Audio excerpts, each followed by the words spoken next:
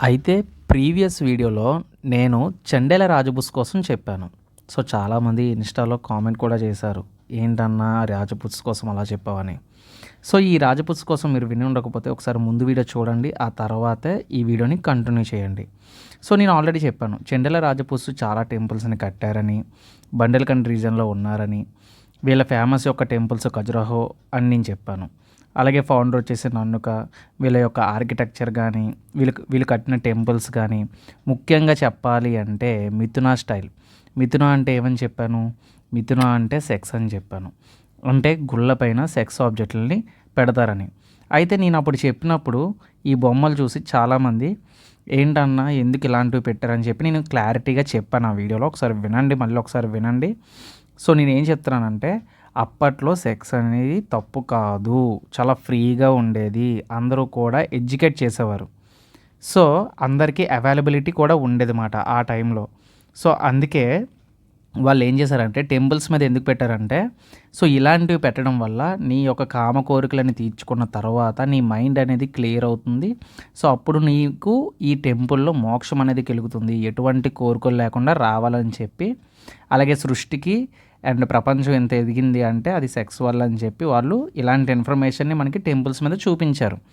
So దాన్ని మనం పాజిటివ్గా తీసుకోవాలి. కానీ అండ్ ఇంకొకటి చెప్పనా, ఆ టైంలో సెక్స్ అనేది ఫ్రీ అండ్ తప్పు కాదు కాబట్టి వాళ్ళందరూ కూడా అంత నాలెడ్జబుల్ అయ్యారు. సో ఎప్పుడు కూడా మనిషికి లేని దానికోసమే పరుగు ఉంటుంది. సో ఇప్పుడు మనకి సెక్స్ ఉండదు కాబట్టి ప్రతి ఒక్కరు సెక్స్ కోసం పరిగెడతాడు. సో అది సో నా ఒపీనియన్. సో దీన్ని కాంట్రవర్షియల్ చేయకండి.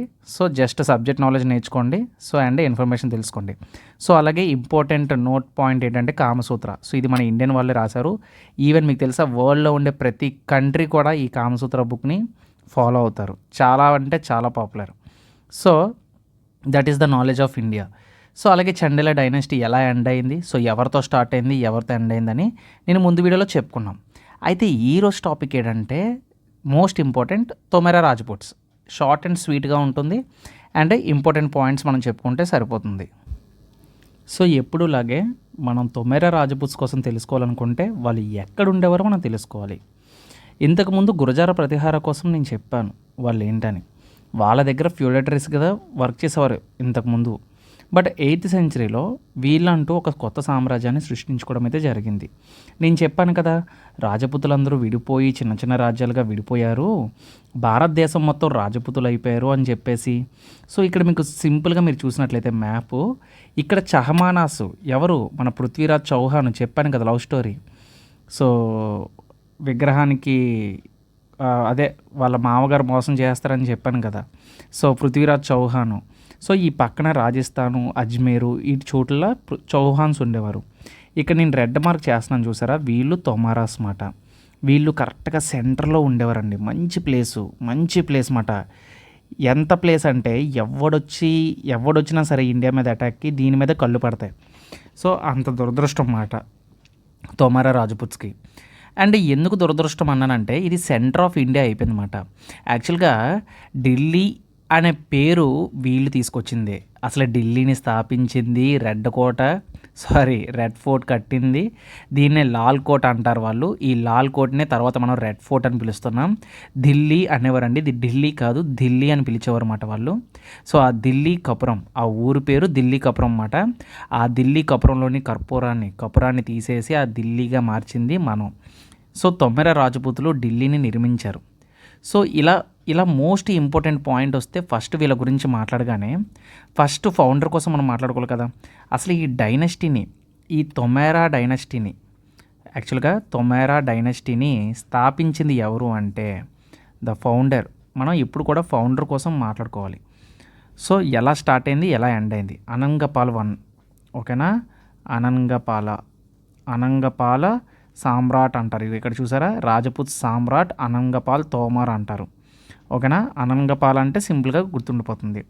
సో ఇతనే మనకి ఏం చేశాడంటే మనకి ఢిల్లీ కపురాన్ని నిర్మించాడనమాట.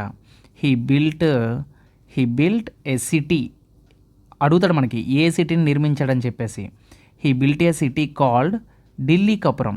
సో ఢిల్లీ కపురం మాట ఆ పేరు. ఓకేనా. ఢిల్లీ కపురం. అసలు విశాఖపట్నం కూడా ఎలా వచ్చిందో నేను చెప్తాను స్టోరీ. పిచ్చెక్కి పొద్దు మీకు విశాఖపట్నం ఎలా వచ్చింది. కులుత్తొంగ చోళుడు విశాఖపట్నాన్ని నిర్మించాడు. ఓకేనా. సో దానికి చాలా పేరు ఉంటుంది. ఆ పేరు వింటే మీరు షాక్ అయిపోతారు. సో అది పెద్ద హిస్టరీ మాట అది. సో ఓకేనా. ఇప్పుడు ఈ ఢిల్లీ కపురాన్నే మనం ఢిల్లీ అని పిలుస్తున్నాం. ఓకేనా. దీన్నే మనం ఢిల్లీ అని పిలుస్తున్నాం. యాక్చువల్గా ఇక్కడ మీరు ఇంపార్టెంట్గా నేను నోట్ పాయింట్ ఒకటి చెప్తాను, ఎంత ఇంపార్టెంట్ అంటే అది. సో ఇప్పుడు నోట్ పాయింట్ ఏంటంటే, ఏదైతే ఈ టొమెరా రాజపుత్స్ ఢిల్లీ అని కట్టారో మనకి, ఈ ఢిల్లీకి చుట్టూ కొన్ని సిటీస్ ఉంటాయి. ఓకేనా. సో ఇప్పుడు ఢిల్లీ ఉంది కదా, ఈ ఢిల్లీకి సరౌండెడ్ ఏరియాస్ సరౌండెడ్ కొన్ని సిటీస్ ఉంటాయి. ఇప్పుడు ఆ సిటీస్ అన్నిటిని కలిపి కూడా మనం ఢిల్లీ అని పిలుస్తున్నాం అన్నమాట. కానీ ఆ సిటీస్ టొమెరాస్ కాదు, కొంతమంది యూనో సుల్తాన్స్ దాన్ని నిర్మించారన్నమాట. ఫర్ ఎగ్జాంపుల్ మనం మాట్లాడుకుంటే మీకు సిటీ అండ్ అలాగే ఎవరు కట్టారో నేను చెప్తాను. సో ఇది కదా మనకు కావాల్సింది, ఒక్కొక్క సిటీ ఎవరు కట్టారు, దాన్ని ఎవరు నిర్మించారు. ఓకేనా. సో ఇక్కడ మనం చూసినట్లయితే మెహ్రోలీ సిటీ అంటారు. ఈ మెహ్రోల్ సిటీని ఎవరు కట్టారంటే కుతుబుద్దీన్ ఐబక్ కట్టాడు. ఈ మెహ్రోలీ సిటీని ఎవరు కట్టారు? కుతుబుద్దీన్ ఐబక్ కట్టాడనమాట. ఓకేనా. ఇది ఫస్ట్ వన్. ఇది ఎక్కడుంది? ఇవన్నీ ఇప్పుడు నేను చెప్పినవన్నీ కూడా ఢిల్లీలోనే ఉన్నాయి. సో ఈ రీజన్స్ అన్నిటిని కలిపి ఇవన్నీ కలిపితే ఢిల్లీ అయ్యిందన్నమాట. ఓకేనా. సో మీరు అనుకోవచ్చు ఢిల్లీ కపురం అంటే ఒకటే కాదు, కొన్ని సిటీస్ కలయికే ఈ ఢిల్లీ మాట. ఓకేనా. ఫర్ ఎగ్జాంపుల్ సిరి అనే ఒక సిటీ ఉంటుంది. ఈ సిరి అనే సిటీని ఎవరు కట్టించారు? అల్లావుద్దీన్ ఖిల్జీ కట్టించాడు. అల్లావుద్దీన్ ఖిల్జీ కట్టించాడనమాట. ఓకేనా. సో ఇది ఇలా ఉంది. సో ఇదొక సిటీ. ఇవన్నీ కూడా ఢిల్లీకి చుట్టూ అన్నమాట. సో తర్వాత తుగ్లకాబాద్ అనే ఒక సిటీ ఉంటుంది. ఇదేంటి? తుగ్లకాబాద్ అని చెప్పి ఒక సిటీ ఉంటుంది. ఇది ఎవరు కట్టించారంటే మనకి గియాసుద్దీన్ స్పెల్లింగ్ ఏదైనా మిస్టేక్ అయితే పట్టించుకోవద్దు. గియాసుద్దీన్ తుగ్లక్ అలా రాసుకుంటూ చెప్పుకుంటూ వెళ్ళిపోతున్నాను కదా. సో అది. అలాగే ఇంకొక సిటీ ఉంటుంది, అది వచ్చేసి ఫిరోజాబాద్ అని చెప్పేసి ఒక సిటీ ఉంటుందండి. ఈ సిటీ కట్టింది ఎవరు అంటే ఫిరోజా షా తుగ్లక్. సో చాలా అంటే చాలా ఇంపార్టెంట్, నెంబర్ ఆఫ్ టైమ్స్ ఇది మనకి రిపీట్ అయిందన్నమాట. ఓకేనా. తర్వాత దిన్ పనై సిటీ ఎవరు కట్టించారని అడుగుతాడు. దిన్ పనహ్ అనే సిటీని ఎవరు కట్టించారని చెప్పేసి అడుగుతాడనమాట. హుమయూన్. ఎవరు కట్టించారు? హుమయూన్ మాట. ఓకేనా. తర్వాత ఆగ్రా అనే సిటీని ఎవరు కట్టించారు? ఆగ్రా అనగానే మీకు గుర్తొచ్చేది ఏంటి? ఆగ్రా అనగానే తాజ్మహల్ ఉంటుంది, షాజహాన్ కట్టించాడు. ఫస్ట్ ఆఫ్ ఆల్ తెలుసుకోండి నిజమేంటో. ఆగ్రా సిటీని నిర్మించింది ఎవరు అంటే సికిందర్ లోధి. ఓకేనా. సికిందర్ లోధి. ఓకేనా. కావాలంటే మీరు చెక్ చేసుకోండి ఆగ్రా సిటీని ఎవరు నిర్మించారో. తర్వాత ఫతేహ్పూర్ సిక్రీ అనే సిటీ ఉంటుంది, చాలా ఫేమస్ ఇది. ఫతేహ్పూర్ సిక్రీ అంటారు. దీన్ని నిర్మించింది ఎవరు అంటే అక్బర్. అయితే షాలిజాబాద్ అని చెప్పి ఒక సిటీ ఉంటుంది. షాలిజాబాద్ అంటారు దాన్ని. ఈ సిటీని ఇప్పుడు మీరు అన్నారు కదా షాజహాన్ అని, అతను నిర్మించాడు. షాజహాన్. ఓకేనా. షాజహాన్ ఆగ్రా సిటీని ఏమి నిర్మించలేదు. షాలిజాబాద్ అని చెప్పేసి షాలిజహాబాద్ అంటారు యాక్చువల్గా. షాలిజహాబాద్ అంటారు. ఇది పూర్తి నేమ్. దీన్ని షాజహాన్ కట్టించాడు. ఇవి అన్ని సిటీలు కలిపితే వచ్చిందే మన ఢిల్లీ. సో ఈ ఢిల్లీ మాట. సో ఇన్ని సిటీస్ కలిపి ఒక ఏరియా అయ్యిందన్నమాట, ఒక మెయిన్ సెంటర్గా అది ఉందన్నమాట. సో ఇది మనం తెలుసుకోవాల్సిన ఇంపార్టెంట్ పాయింట్. అయితే నెక్స్ట్ ఇన్ఫర్మేషన్ మనం చూసినట్లయితే, సో ఇప్పుడు రాజపుత్స్ కోసం మనం మాట్లాడుకున్నట్లయితే నేనేం చెప్పాను? అనంగపాలే కదా మనకి ఈ ఢిల్లీ కపురాన్ని స్థాపించింది. సో ఈ అనంగపాల్ ఎవరైతే ఉన్నారో ఇతను అనంగపాల్ 1 మాట. ఇతను ఏ సెంచరీలోని మనకి తొమరా రాజపుత్ డైనస్టీని స్థాపించాడు అంటే 8th సెంచరీలో దీన్ని స్థాపించడం అయితే జరిగింది. హీఈస్ ద ఫౌండర్ అని నేను చెప్పాను. ఇది ఎక్కడ ఉంది అంటే ఇది ఢిల్లీ రీజన్ అని మనం చెప్పుకున్నాం. ఇదే మన ఢిల్లీ రీజన్ అయితే చెప్పుకున్నాం. అయితే ఇతని తర్వాత వచ్చినవాడు అనంగపాల్ 2 మాట. ఇతను ఎవరు? అనంగపాల్ 2 మాట. సో ఈ అనంగపాల్ 2 ఎవరైతే ఉన్నారో ఇతను 1051 to 1081. సో యాక్చువల్గా ఈ తొమెర రాజపుత్స్ని చాలామంది దాడి చేసేవారండి. ఈ సుల్తాన్లనే కాదు, ముఖ్యంగా మన వాళ్ళే, ఎవరు, పృథ్వీరాజ్ చౌహాన్. సో వీళ్ళే మాట. ఈ అనంగపాల్ 2 కోసం మనం చెప్పాలనుకుంటే ఈయన నిర్మించింది ఢిల్లీ, ఒక కోటను నిర్మించడమాట. దాన్నే లాల్ కోట్ అంటారు. దాన్ని ఏమంటారు? లాల్ కోట్ అంటారు. యాక్చువల్గా దీనికి ఎందుకు ఇది గొప్పగా నేను చెప్తానంటే, సో యాక్చువల్గా ఢిల్లీలో ఫస్ట్ డిఫెన్సు అంటే ఒక పెద్ద కోట, యుద్ధానికి మనకి అంటే ఒక ప్రొటెక్షన్ లాంటి ఒక గోడ కట్టింది ఇదే మాట. దీన్నే first defence structure in Delhi అంటారు. First defence structure in Delhi అంటారు. Structure in Delhi, structure in Delhi. Okay. So ఇప్పుడు దీన్నే మనం రెడ్ ఫోర్ట్ అని కూడా చెప్తాం అన్నమాట. దీన్నే మనం రెడ్ ఫోర్ట్ అని కూడా చెప్తాం. చిన్న కరెక్షను, ఏం లేదు, కన్ఫ్యూజ్ అవుతారు. ఇక్కడ లాల్ కోట్ అంటే ఇక్కడ నేను రెడ్ ఫోర్ట్ అని చెప్పాను కదా. సో రెడ్ ఫోర్ట్ కాదు, యాక్చువల్గా రెడ్ ఫోర్ట్ అనేది కట్టించింది, ఈ రెడ్ ఫోర్ట్ అనేది బిల్ట్ బై ఏంటంటే ఇది షాజహాన్. ఓకేనా? ఇది ఎవరు అంటే షాజహాన్ కట్టించాడు రెడ్ ఫోర్ట్ అనేది. ఓకేనా? మీ అందరికీ రెడ్ ఫోర్ట్ తెలిసే ఉంటుంది. ఇది కూడా ఢిల్లీలోనే ఉంటుంది. 2 ఢిల్లీలోనే ఉంటాయి. కానీ ఈ రెడ్ ఫోర్ట్ అనేది దీన్ని లాల్ కిలా అని కూడా అంటారు అన్నమాట. నేను లాల్ కోట్ అనుకున్నాను, సో లాల్ కిలా అంటారు. అందుకే పేర్లు చాలా కన్ఫ్యూజన్గా ఉంటాయి. ఈ రెడ్ ఫోర్ట్ని కట్టించింది ఎవరు? షాజహాన్. ఓకేనా? మొఘల్ ఎంపరరు షాజహాను కట్టించాడు. సో దీన్ని ఏమని పిలుస్తారు అంటే దీన్ని లాల్ కిలా అంటారు. దీన్ని లాల్ కిలా అంటారు. మరి ఈ లాల్ కోట్ అంటే ఏంటి? సో ఇది కూడా మనకి ఫోర్టే కదా.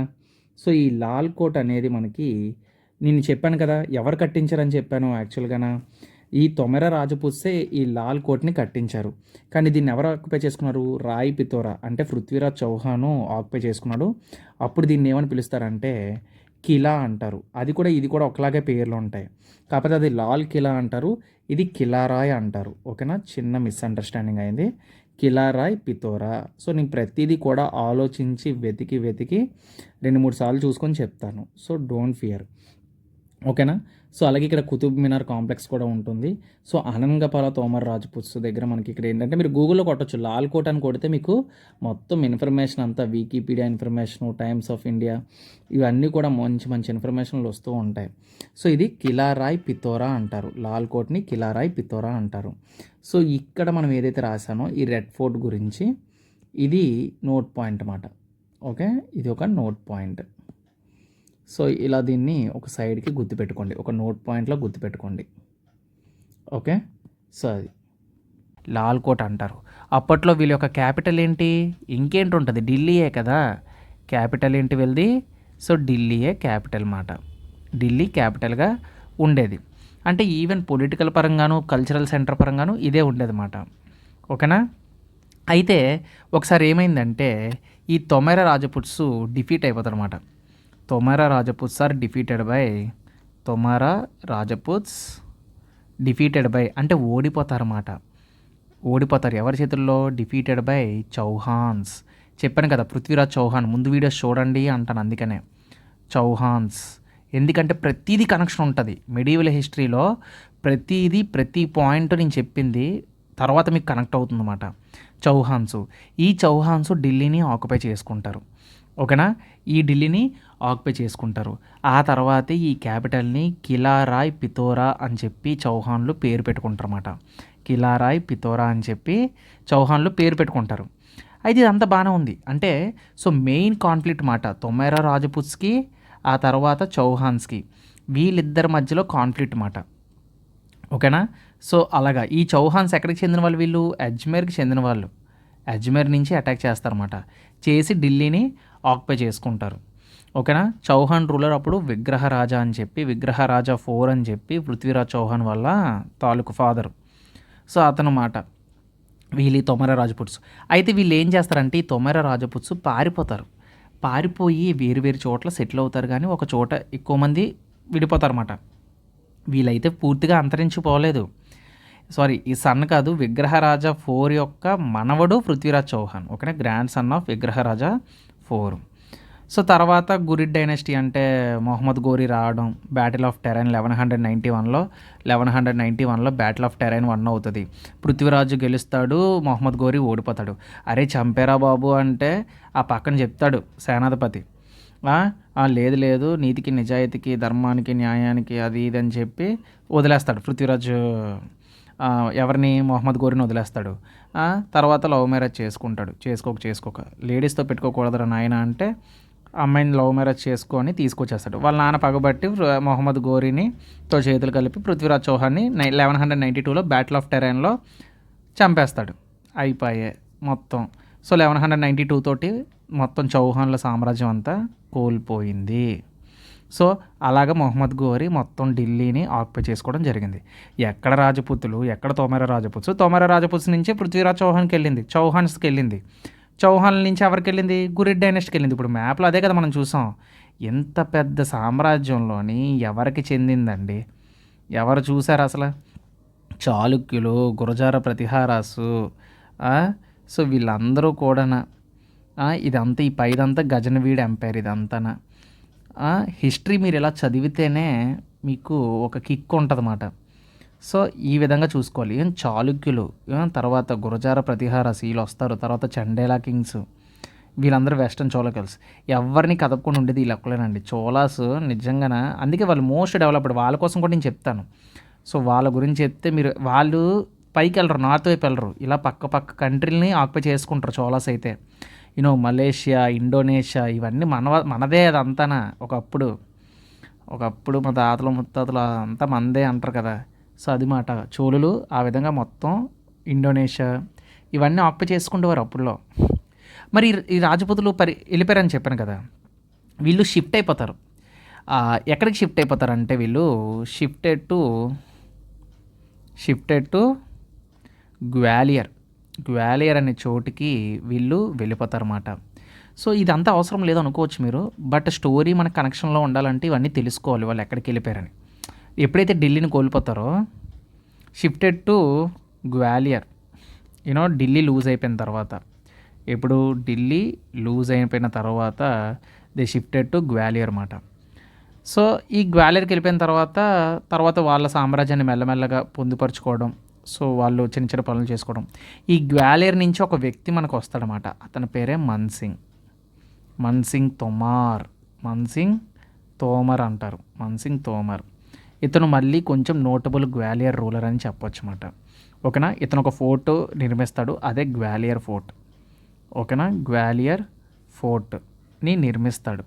అంటే ఒక ఫోర్ట్ని నిర్మించి తర్వాత ఇతనుకి మ్యూజిక్ అంటే చాలా ఇష్టం. అలా తర్వాత మన్ మందిర్ ప్యాలెస్ అని చెప్పి ఒక ప్యాలెస్ని కూడా కడతాడండి. సో అది కూడా చాలా ఇంపార్టెంట్. అయితే సికిందర్ లోడి అనే ఒక వ్యక్తి వచ్చిన తర్వాత మన్సింగ్ అక్కడతో దెబ్బ అయిపోతాడు. సో తర్వాత గ్వాలియర్ కూడా అతని చేతిలోకి వెళ్ళిపోతుంది, ఢిల్లీ సుల్తాన్ చేతుల్లోకి వెళ్ళిపోతుంది అన్నమాట. ఓకేనా. సో ఇది ఈ విధంగా మనకి హిస్టరీ అనేది చెప్తుంది. చూడండి, గుర్తుపెట్టుకోండి, మన్సింగ్కి ఇక్కడ నేనేమని చెప్పాను? He defeated by Lodi dynasty. మిగిలాడు మాన్సింగ్ తోమర్. కానీ మళ్ళీ ఎవరి చేతిలో ఓడిపోయాడు? మనకి ఈ లోధి డైనస్టీ చేతిలో ఓడిపోయాడు అన్నమాట, సికిందర్ లోధి. ఓకే, లోధి డైనస్టీ చేతిలో ఓడిపోయాడు. ఈ లోధి డైనస్టీ అంటే ఏంటి? వీళ్ళ గురించి సికిందర్ లోధి ఎవరు అంటే, లోధి డైనస్టీ అంటే సికిందర్ లోధి అనేవాడు చాలా పాపులర్ మాట. ఇతని కోసం కూడా నేను చెప్తాను, మన మాస్టర్ కోసం కూడా నేను చెప్తాను. సికిందర్ లోధి డైనస్టీ వచ్చినప్పుడు నేను చెప్తాను. ఓకేనా. సో అది మాట. సో ఆ విధంగా మన్ మందిర్ ప్యాలెస్ అని చెప్పేసి ఇక్కడ గ్వాలియర్ ఫోర్ట్లోనే ఉంటుంది. ఇది ఇక్కడ ఒక ప్యాలెస్ ఉంటుందని చెప్పాను కదా, దీన్నే మన్ మందిర్ ప్యాలెస్ అంటారు. చాలా ఇంపార్టెంట్ ఇది, మన్ మందిర్ ప్యాలెస్. ఇది మన్సింగ్ తోమర్ రాజ్పుత్ కట్టించాడనమాట గ్వాలియర్ ఫోర్ట్లోని. ఓకేనా. ఈయన ఒక హిందూ రాజ్పుత్. అండ్ ఆర్కిటెక్చర్ కూడా మనకి ఎలా ఉంటుందంటే హిందూ అండ్ ఇస్లామిక్ అంటే బోత్ టైప్స్లో ఉంటుంది. సో మీరు గమనించినట్లయితే, కావాలంటే గూగుల్లో చూడండి, బోల్డ్ ఫొటోస్ వస్తాయి. నా రీసెర్చ్లో నేను చాలా చూశాను. అలాగే టెంపుల్స్ అండ్ స్టెప్పల్స్ కూడా ఎలా ఉంటాయంటే మనకి Jain and Hindu temples models ఉంటాయి అన్నమాట. ఓకేనా. సో అది ఇతనికి మ్యూజిక్ అంటే చాలా ఇష్టం, మాన్సింగ్కి మ్యూజిక్ అంటే చాలా ఇష్టం. ఓకేనా. సో ఇది యూపీఎస్సీ లెవెల్లో చెప్పేస్తున్నాను నేను. సో మ్యూజిక్ అంటే చాలా ఇష్టం. ఆ మ్యూజిక్ పేరే దాన్ని ధ్రుప్పడ్ అంటారు. దాన్ని ఏమంటారు? ధ్రుప్పడ్ అంటారు. ఆ మ్యూజిక్ పేరు ధ్రుప్పడ్ అనమాట. అంటే మ్యూజిక్ అండ్ ధ్రుప్పడ్ అంటారు. ఓకేనా. క్లాసికల్ మ్యూజిక్ అంటే ఇతనికి చాలా ఇష్టం. ఓకేనా. ధ్రుప్పడ్ అనేది ఒక one of the Indian classical music మాట. ఓకేనా. అలాగే లిటరేచర్ అంటే కూడా చాలా ఇష్టం. సో ఈయన డెత్ కోసం ఇంక ఇవన్నీ అవసరం లేదు. సో అంత ఈవెన్ యూపీఎస్సీలో కూడా ఎంత పట్టించుకోరు. సో అది కూడా. సో మనకి ఒక తొమెరా రాజపుట్స్ అనే ఒక చిన్న రాజ్యం కోసం మనం ఇన్ని పాయింట్స్ అనేవి తెలుసుకున్నాం. సో ఇందులో ఉండే ప్రతి పాయింట్ కూడా మనం తొమెరా రాజపుట్స్ చెప్పుకున్న ప్రతి పాయింట్ కూడా చాలా అంటే చాలా ఇంపార్టెంట్.